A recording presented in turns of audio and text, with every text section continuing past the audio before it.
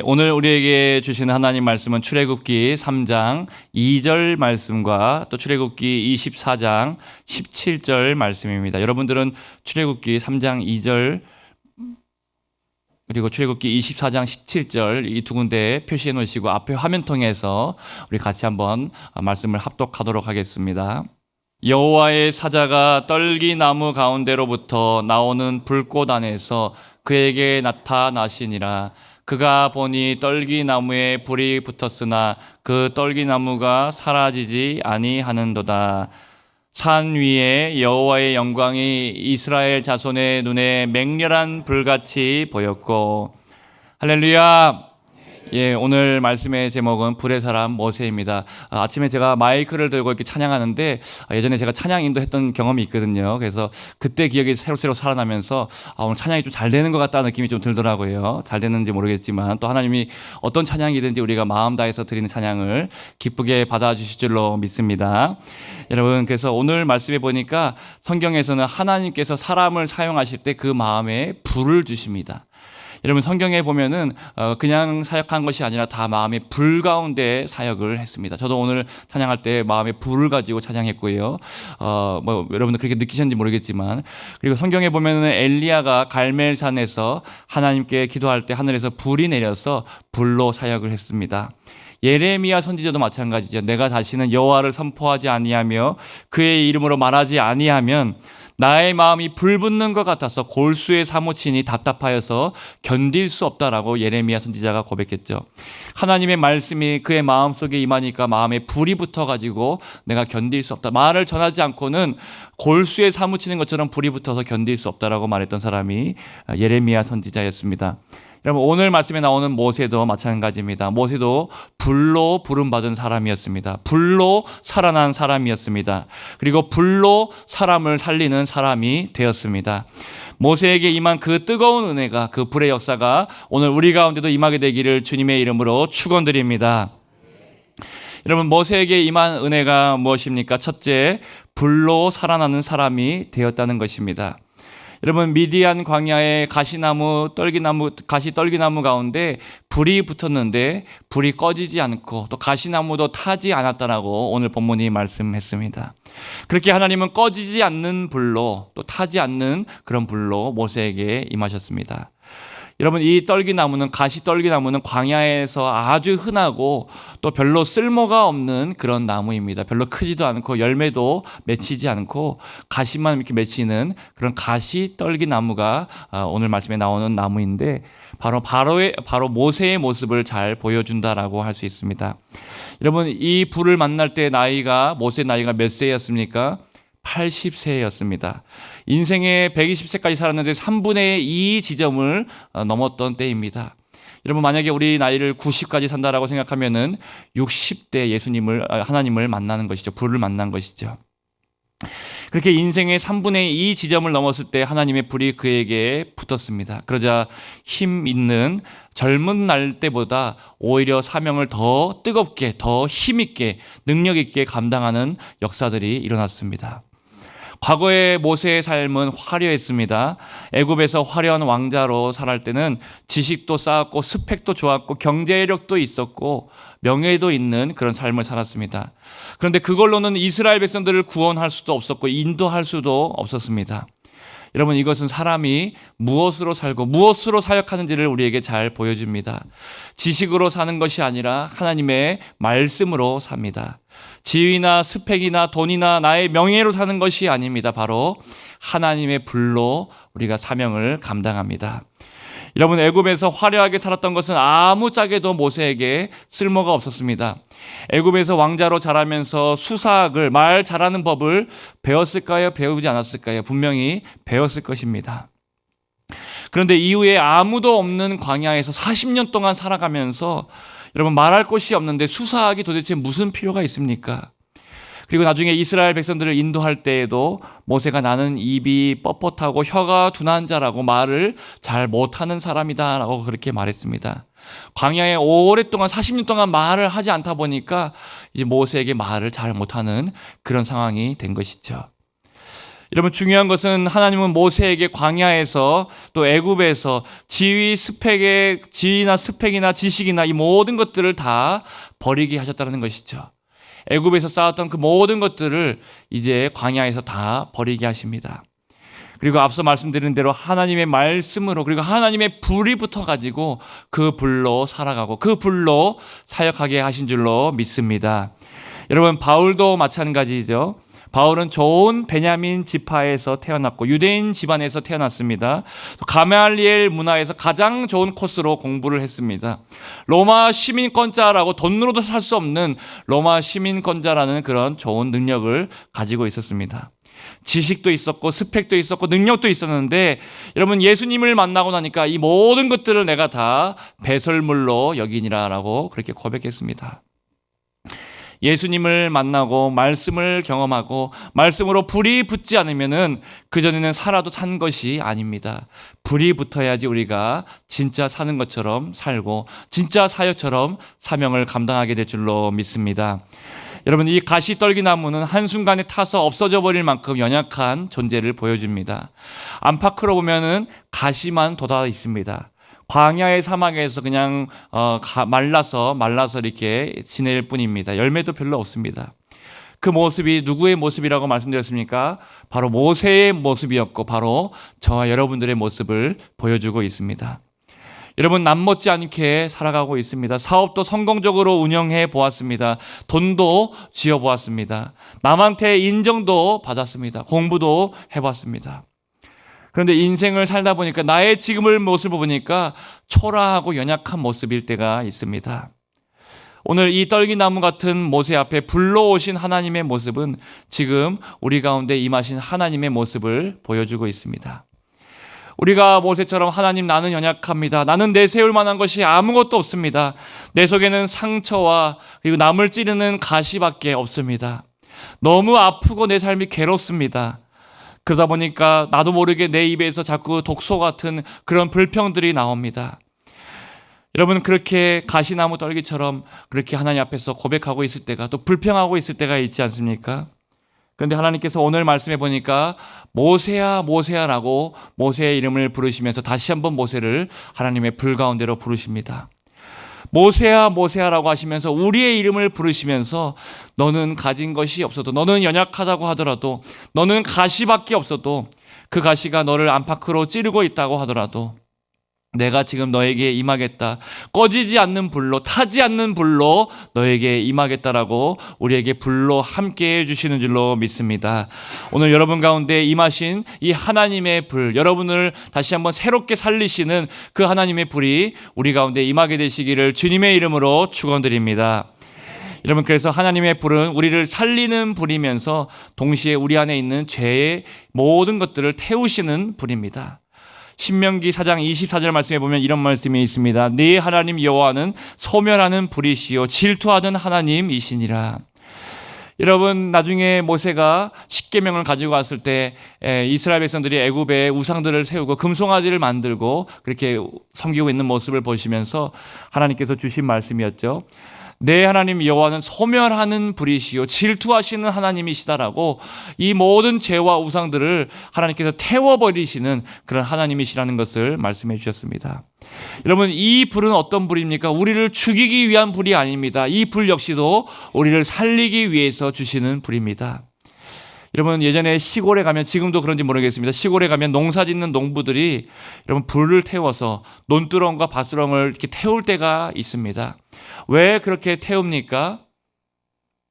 그 속에 있는 숨어있는 병해충을 다 태우기 위해서 그렇게 불을 일부러 붙인다라고 말합니다. 여러분 이 태우는 것은 목적이 무엇입니까? 그것을 없애려고 하는 것이 아니고 이 논밭을 다시 한번 살리려고 하는 것이 목적이다라고 할 수 있습니다. 농사를 잘 하기 위해서 농사를 잘 살리기 위해서 일부러 불을 붙이는 것이죠. 여러분 하나님께서도 우리 안에 죄를 불태우기 위해서 소멸하는 불로 우리 가운데 임하십니다. 그 하나님의 소멸하는 불로 임하실 때 그 불은 내 인생을 망하게 하려고 주시는 불이 아니라 내 안에 죄를 태우고 내 영혼을 살리기 위해서 주시는 불인 줄로 믿습니다. 내 안에 있는 교만을 태우고 음란을 태우고 탐심을 태우고 미움과 거짓을 다 태우기 위해서 오늘 이 새벽에도 소멸의 불로 임하시는 줄로 믿습니다.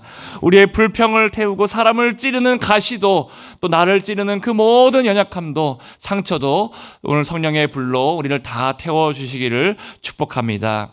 여러분 베드로전서 1장 7절 말씀에 보면 이렇게 말씀합니다. 너희 믿음의 확실함은 불로 연단하여도 없어질 금보다 더 귀하여 예수 그리스도께서 나타나실 때에 칭찬과 영광과 존귀를 얻게 하려 함이라. 여러분 이 불은 죄는 없애지만 우리의 믿음은 더욱 밝게 빛나게 하는 그런 불입니다. 여러분 이 우리의 믿음은 금과 같다라고 해서 불로 이제 더 불시험이 뜨거워지면 뜨거워질수록 이 금은 어떻게 됩니까? 연단되고 더 순전하게 되는 것이 금이다라고 할 수 있고요. 우리의 믿음도 이 불시험을 통과하면은 더 순전하게 나타나게 될 것입니다. 여러분 불은 탈 것이 없으면은 꺼져버립니다. 마찬가지로 우리의 죄가 다 타버리게 되면은 이제 우리 삶 가운데 일어나는 불시험도 꺼져버릴 때가 있습니다. 그런데 만약에 우리가 소멸하는 불이 임했는데 우리가 이 죄를 계속해서 품고 있으면 어떻게 됩니까? 그 불은 내 죄를 소멸하는 불뿐만 아니라 우리의 인생도 자꾸 불로 태워버리게 됩니다. 여러분 하나님께서는 우리를 영원히 꺼지지 않는 그 심판의 불에서 그 지옥불로 들어가지 않게 하시기 위해서 지금 먼저 우리 가운데 있는 죄를 소멸하는 불로 태워주시고 없애주시고 계신 것입니다. 제가 남아공에 갔을 때 한번 예전에 말씀을 드렸는데 큰 불이 들판 가운데 일어났고 그 불이 점점 우리 베이스 캠프, 우리가 머물고 있는 숙소 가운데로 가까이 다가오는 일이 있었습니다. 여러분 이 남아공에는 워낙 광대한 땅이고 소방관이 부족하니까 이제 불을 끄기 위해서 사람들이 다 뛰쳐나가서 물도 뿌리고 그렇게 합니다. 근데 이 큰 들불이 가까이 오는 것을 볼 때 우리가 뭘 했는가 하면은 여러분 이제 맞불을 미리 놓았습니다. 이 숙소 근처에 작은 들판이 있는데 그 들판을 먼저 우리가 불로 태워버렸다는 것이죠. 탈 것이 없도록 그렇게 맞불을 놓았고 먼저 태워버리니까 어떻게 됩니까? 큰 불이 멀리서 오다가 더 가까이 오지 못하고 탈 것이 없으니까 그냥 불이 끝나버리고 끝나고 멈추는 일들을 경험했습니다. 여러분 하나님께서도 마찬가지이십니다. 영원한 심판의 불, 영원한 지옥에 꺼지지 않는 그 불을 우리가 피하게 하시려고 지금 우리 가운데 불시험을 허락하시기도 하시고 또 여러분 불로 우리를 연단하시기도 하시고 소멸하는 불로 우리의 모든 더러운 죄악들 성령의 불로 소멸하는 불로 태워주시는 줄로 믿습니다. 여러분 죄를 품고 있으면 우리도 같이 타버리지만 오늘 이 새벽에 하나님 앞에 다 그 죄를 꺼내놓으시길 바랍니다. 우리의 연약함들이 있다면 하나님 앞에 다 꺼내놓으십시오. 우리 안에 가시가 있다면 그것도 다 꺼내놓으십시오. 주님 내 죄를 태워주십시오. 내 가시를 태워주십시오. 내 안에 더러운 모든 것들을 태워주시옵소서. 여러분 이렇게 하나님은 불로 살리시고 또 불로 우리 가운데 응답하실 줄로 믿습니다.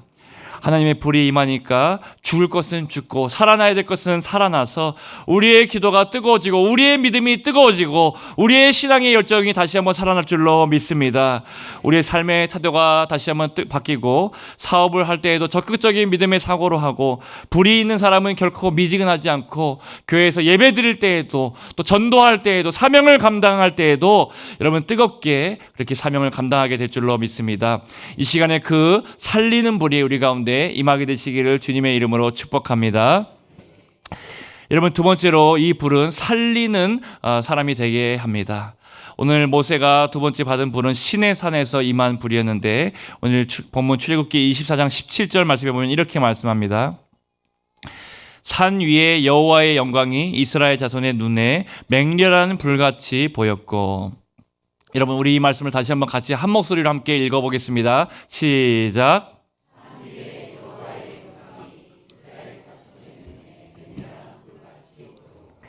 여러분 이 떨기나무의 불은 처음에 시작할 때는 모세 한 사람을 부르는 불이었습니다. 그런데 지금 다시 모세에게 임한 시내산에서 임한 불은 어떻습니까? 이스라엘 공동체 전체를 향한 하나님의 불이 임했습니다. 모세 한 사람에게 임했던 불이 점점 커져서 공동체에게 그 불이 임했다라는 것이죠. 하나님은 그 신의 산에서 임한 불 가운데 말씀을 주셨습니다. 십계명의 돌판을 주셨습니다. 언약의 말씀을 주셨는데 그 말씀은 모세 한 사람만을 위한 말씀이 아니라 이스라엘 백성들 공동체를 위해서 주시는 불붙은 말씀이었습니다. 여러분, 그리고 오늘 그 후손인 우리들에게까지 미치는 불붙은 말씀을 하나님께서 우리에게 주십니다. 여러분, 사람을 살리기 위해서 말씀이 불 가운데 임한 것입니다. 이 말씀은 사람을 살리는 그런 불로 우리 가운데도 지금도 역사하는 줄로 믿습니다. 여러분, 모세는 불 가운데 하나님을 만났고 불 가운데 말씀을 받았고 그리고 그 말씀을 들고 백성에게 내려왔습니다. 여러분, 이제 그 말씀을 가지고 백성들에게 전해 주었죠. 이것이 바로 불 받은 사람의 사명입니다. 나 혼자 불 받고 끝나는 것이 아니라 받은 그 불을 가지고 또 받은 그 말씀을 가지고 공동체에 전해주는 것. 그래서 이 불 가지고 다른 사람을 살리는 것이 바로 불 받은 자의 사명인 줄로 믿습니다. 여러분, 그래서 불 받은 사람은 혼자 뜨거워지고 끝나지 않습니다. 반드시 죄로 죽어가는 사람들을 하나님께로 이끌고 그 말씀을 전하고 불붙은 말씀으로 사람을 살리는 자로 나아가게 됩니다. 여러분, 오늘 말씀에 모세가 그랬고요, 예레미야가 그랬습니다. 예레미야 20장 9절 말씀에 보면은 내가 다시는 여호와를 선포하지 아니하며 그의 이름으로 말하지 아니하면 나의 마음이 불붙는 것 같아서 골수에 사무치니 답답하여 견딜 수 없느니라. 이 말씀에 불이 붙은 사람은 전하지 않고는 견딜 수 없었습니다. 입을 닫으려고 해도 닫을 수가 없었습니다. 침묵하려고 해도 침묵할 수가 없었습니다. 이 마음에 불 붙고 골수에 이 불이 붙어서 사무치기 때문에 견딜 수 없었다는 것이죠. 저도 어제 손님이 와가지고 우리 교회에 있다가 저기 옆에 왕소금구이 가서 고기를 제가 사줬는데 이 손님에게도 같이 교제 시간을 갖고 있었는데 이 종업원 분이 오셨는데 이분에게 말씀을 전해야겠다, 복음을 전해야겠다라는 마음을 주시더라고요. 그래서 교제를 하다가도 제가 옆에 샘물교회에서 왔습니다라고 말하면서 목사입니다라고 말하면서 우리 전도축제에 한번 오십시오라고 그렇게 나눴습니다. 이분이 마음의 문이 활짝 열렸더라고요. 그래서 샘물교회 잘 압니다라고 하면서 지나가다가 우리 나라 행복 나눔 축제에 걸어놓은 거를 현수막을 봤다라고. 이분 매일매일 출근하시니까, 그죠? 왕소금구에 출근하시니까 지나가다가 그 현수막 그 행사하는 거 봤다라고 말씀하시더라고요. 그래서 제가 그러면 식사 끝나고 그 우리 준비한 거 선물을 갖다 드릴 테니까 꼭 한번 오십시오라고 하니까 한번 꼭 가겠다라고 그렇게 말씀하시더라고요. 그래서 제가 식사하고 나서 또 그 선물을 갖다가 다시 드렸던 일들이 있었습니다. 여러분, 하나님께서 마음을 주시니까 또 마음에 불이 붙으니까 내가 꼭 이 말을 전해야겠다라는 생각이 들었고 전하니까 또 하나님께서 그렇게 역사가 일어나게 하셨다라는 것이죠. 그분이 올지 안 올지는 하나님께 달려있고 결과는 다 하나님께 맡기게 되고 우리는 하나님께서 주신 마음 가지고 불붙은 마음으로 우리가 해야 될 말을 전하기만 하면 되는 것이죠. 예레미야가 1장 13절 말씀에 보면 예레미야가 또 이런 고백을 했습니다. 위에서부터 나의 뼈들 속에 불을 보내요라고, 그렇게 높은 곳에서 위에서부터 나의 뼈 속에 불을 보내셔서 그 불을 가지고 전하게 해달라고 그렇게 예레미야 애가의 그런 말씀이 나옵니다. 여러분, 우리도 오늘 이 새벽에 이런 불을 구하시기를 바랍니다. 하나님, 내게도 불을 보내주시옵소서. 나의 골수부터 시작해서 나의 뼈에, 나의 모든 머리부터 발끝까지 성령의 불이 임하여서 나도 살고 다른 사람을 살리는 불의 사람이 되게 해 주시옵소서. 이렇게 여러분 구하시기를 축복합니다. 이사야도 마찬가지입니다. 이사야 6장에 보면은 성전에 들어가니까 하나님의 영광을 이사야가 보았습니다. 그때 스랍 천사가 제단에서 핀 숯불을 가지고 와서 이사야의 입술에 이 숯불을 갖다가 붙였습니다. 그러면서 이렇게 말씀합니다. 보라, 이것이 내 입에 닿았으니 네 악이 제하여졌도다. 네 죄가 사하여졌느니라 라고 말하면서 먼저 불이 임하여서 이사야의 입술을 정결케 했습니다. 지금까지 다른 사람을 괴롭히고 공격하고 비난하는 말을 했다라면은, 불평하는 말을 했다면은 이제 그 입술을 정결케 하셔서 살리는 말을 하는 사람으로 하나님께서 세워주셨습니다. 그러면서 하나님께서 이렇게 말씀하십니다. 누가 나를 위해서 갈고 내가 누구를 보낼 거라고 말할 때 이사야가 주여 내가 여기 있나이다 나를 보내소서라고 말했습니다. 여러분, 누가 주님을 위해서 갑니까? 누가 주의 말씀을 증거하고 누가 전도합니까? 바로 이 불 붙은 사람이 증거하게 됩니다. 여러분, 불 붙지 않으면은 계속해서 비난하고 불평하고 살리는 말이 아니라 죽이는 말을 하게 되는데, 상처 주는 말을 하게 되는데, 우리 불이 붙을 때 우리는 가정에서 또 세상에서 직장에서 또 우리에게 맡겨주신 모든 지체들에게 살리는 말을 하게 될 줄로 믿습니다. 여러분, 오순절 마가다락방에도 성령의 불이 임하니까 담대하게 복음의 증인으로 살리는 말을 하게 되었고, 또 우리 가운데 성령의 불이 임하면은 우리 가운데 그런 놀라운 역사들이 반드시 임하게 되시기를 주님의 이름으로 축복합니다. 오늘 말씀 기억하면서 불의 사람 모세처럼 우리가 살게 달라고, 우리도 불을 받아서 나도 살게 되고 다른 사람도 살리게 되는 그런 저와 여러분들이 다 되게 해달라고 그렇게 기도하면서 또 찬양하면서 그렇게 주님 앞에 나아가도록 하겠습니다.